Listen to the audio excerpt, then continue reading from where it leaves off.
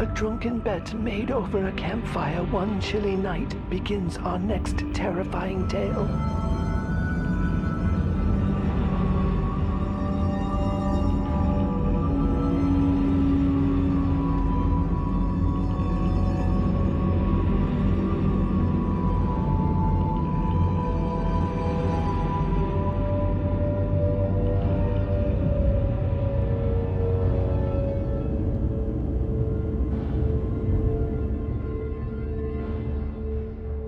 Late one evening in November, two fellow shepherds began discussing their fascination with a local farmer's daughter named Sarah.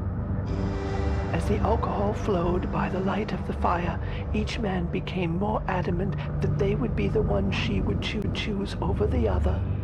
They decided to let the young girl herself be the one to determine which would win her heart.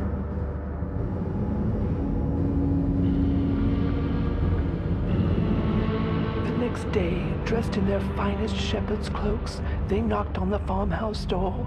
When Sarah opened the door, she took one look at the men, rolled her eyes, and shut the door again. The suitors were confused and knocked again. After a moment, Sarah's father opened the door and told them neither were worthy of his precious angel. The door was slammed shut in their faces for a second time, and they walked away, heads hung low in sorrow and embarrassment.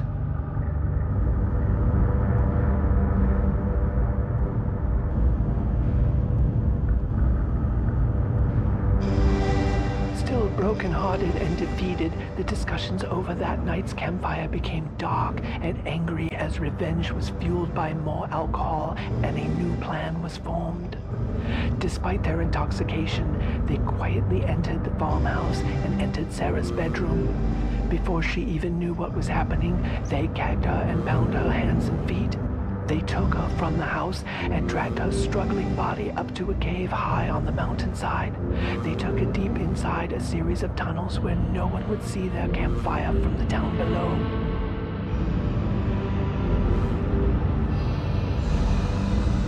Somewhere along the way, she passed out from struggling, and when she woke, she was on the ground and naked with the two shepherds standing on either side of her.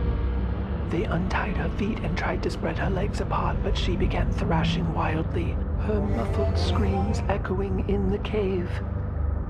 She managed to kick one of the men in the face, sending him headfirst into the rock wall. As the second man turned to make sure his friend was all right, Sarah realized this would likely be her only chance to save herself.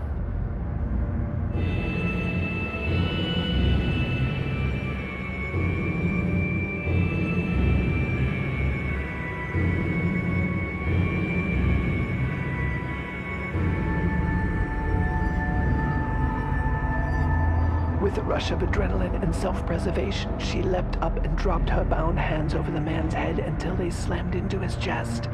She pulled back with all her might, cutting off his air supply, and pressed her knee into his back. A moment later, he was dead. By the time the other man regained his faculties, he turned to see his friend sprawled on the ground, his lifeless eyes staring up to nowhere. The remaining shepherd became enraged and jumped on top of Sarah, punching her in the face and head over and over until she was a barely conscious, bloody mess.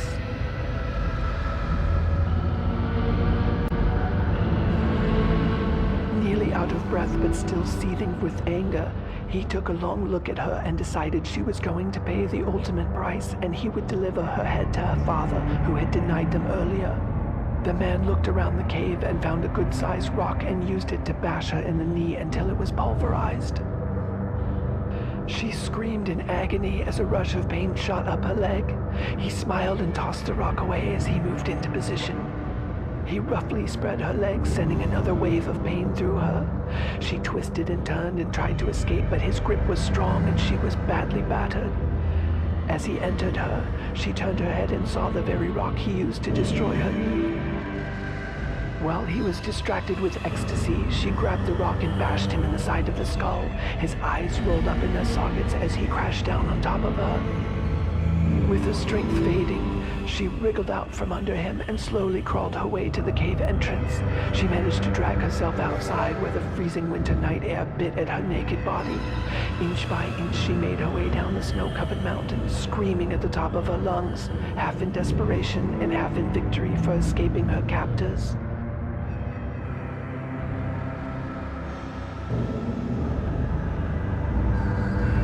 The location of her voice was lost in the high winds. Poor Sarah never made it down the mountain that fateful November night. She passed out and froze to death long before anyone could figure out where she was. For years, the townspeople could swear they could hear her screams echoing through the night.